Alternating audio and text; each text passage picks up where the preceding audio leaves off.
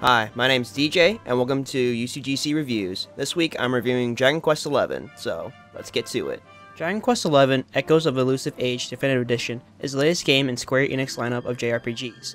This new release of the game on the Nintendo Switch comes with a lot of updates from the original that was on the PS4, Xbox One, and PC ports. In the most recent version on the Switch, you can skip cutscenes, speed up battles, and have cosmetic costumes. They have also put in a new quick commands menu which allows you to get key items with the new horse hauler item, which allows you to call your horse to your location immediately instead of using the horse spells located at cities and campsites. Party members will also now follow you around the overworld, and you can switch between the 2D retro style or the new 3D style of the game.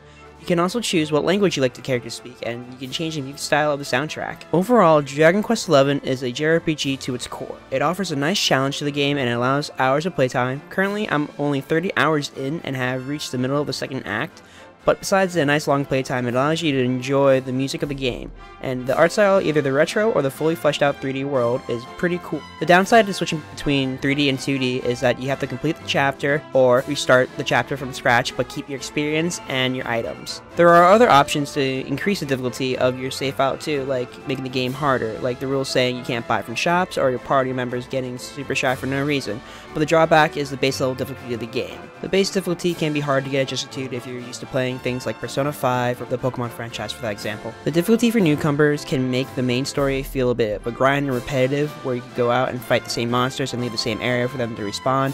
Another downside is that if you die, half your money goes down the drain. But besides the downsides, how does it really stack up against other RPGs, like other Square Enix titles like Final Fantasy or even Octopath Traveler?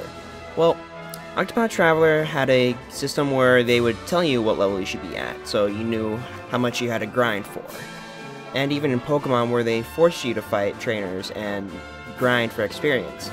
But Dragon Quest doesn't do that. You can literally just run by the entire enemies inside an area and be underleveled for the next part. So if you're looking for a challenge or something new to play, I highly recommend picking up Dragon Quest XI and going on a quest of your own.